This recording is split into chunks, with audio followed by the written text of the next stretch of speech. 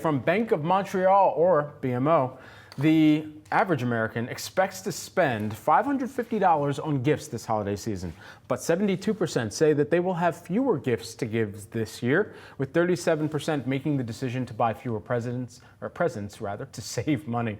And more than a quarter of Americans say that they will cut back on spending in 2025. So we want to help you out with some helpful holiday hacks here from some of our guests over the last month. Take a look.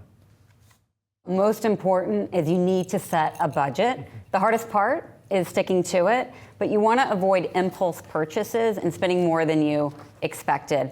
We generally recommend, when you look at your income, 50% should cover your needs, so your rent, electricity.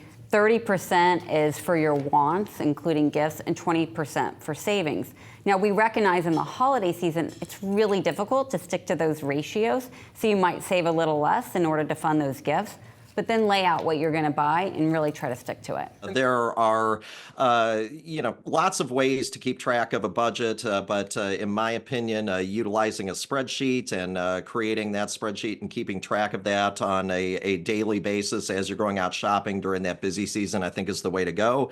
Another thing is just really making sure that we use cash whenever that's possible. We see that cash going out of our wallet, and that helps us stay within budget, because we see that money disappearing. There are a lot of credit cards that offer cashback rewards, and those rewards have gotten more generous over time. And so if you do have a card that does offer cashback rewards, as soon as the statement cycle ends, normally those rewards are available. And so if they're available, take those as a statement credit so that you can bring that balance down a little bit as you are spending.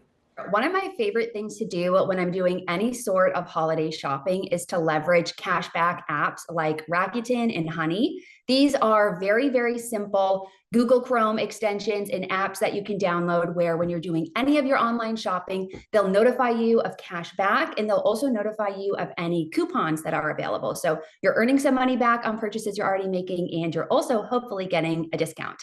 The other tip that I have is to list out who you're buying for and specifically what you're buying. And that way you can be a little bit more targeted when you are shopping for gifts. But it also helps you avoid that last minute rush of, oh my gosh, I have to buy something. I'm just going to buy the first thing I see and I don't care how much it costs.